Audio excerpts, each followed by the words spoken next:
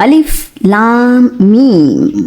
اللہ تعالیٰ وہ ہے جس کے سوا کوئی معبود نہیں، ہمیشہ زندہ ہے، ہر چیز کو قائم رکھنے والا ہے۔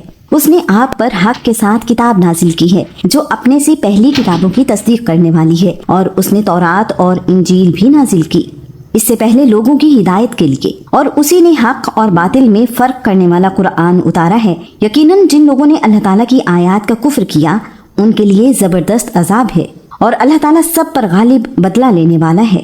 بلا شبہ اللہ تعالیٰ وہ ہے جس سے کچھ بھی چھپا نہیں رہتا، نہ ہی زمین میں اور نہ ہی آسمان میں۔ وہی ہے جو رحموں میں جیسے چاہتا ہے تمہاری صورتیں بنا دیتا ہے، اس کے سوا کوئی معبود نہیں، وہ سب پر غالب کمال حکمت والا ہے۔ وہی ہے جس نے آپ پر کتاب اتاری جس میں سے بعض محکم آیات ہیں، وہی کتاب کی اصل ہیں، اور کچھ دوسری کئی معنوں میں ملتی جلتی ہیں۔ پھر جن کے دلوں میں کجی ہے وہ اس میں سے ان آیات کے پیچھے لگ جاتے ہیں جو کئی معنوں میں ملتی جلتی ہیں، فتنے کی تلاش کے لیے اور اس کی اصل مراد کی تلاش کے لیے، حالانکہ ان کی اصل مراد کو اللہ تعالیٰ کے سوا کوئی نہیں جانتا۔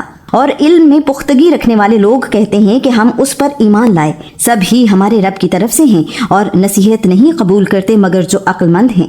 اے ہمارے رب، آپ ہمارے دلوں کو ٹیڑھا نہ کر دینا اس کے بعد کہ جب آپ نے ہمیں ہدایت دی اور ہمیں اپنے پاس سے رحمت عطا فرمانا، بے شک آپ ہی بے حد عطا کرنے والے ہیں۔ اے ہمارے رب، بلا شبہ آپ ہی لوگوں کو اس دن جمع کرنے والے ہیں جس میں کوئی شک نہیں، بے شک اللہ تعالیٰ وعدہ خلافی نہیں کرتا۔ یقیناً جن لوگوں نے کفر کیا ان کے مال اور ان کی اولادیں اللہ تعالیٰ کی پکڑ سے ہرگز کچھ بھی ان کے کام نہ آئیں گے، اور وہی لوگ آگ کا ایندھن ہیں، جیسے فرعون کی قوم کا اور ان سے پہلوں کا حال ہوا۔ جنہوں نے ہماری آیات کو جھٹلایا تو اللہ تعالیٰ نے انہیں ان کے گناہوں کے باعث پکڑ لیا، اور اللہ تعالیٰ سخت عذاب والا ہے۔ آپ ان لوگوں سے کہہ دو جنہوں نے کفر کیا، ان قریب تم مغلوب کیے جاؤ گے اور جہنم کی طرف اکٹھے کیے جاؤ گے، اور وہ بہت ہی برا ٹھکانہ ہے۔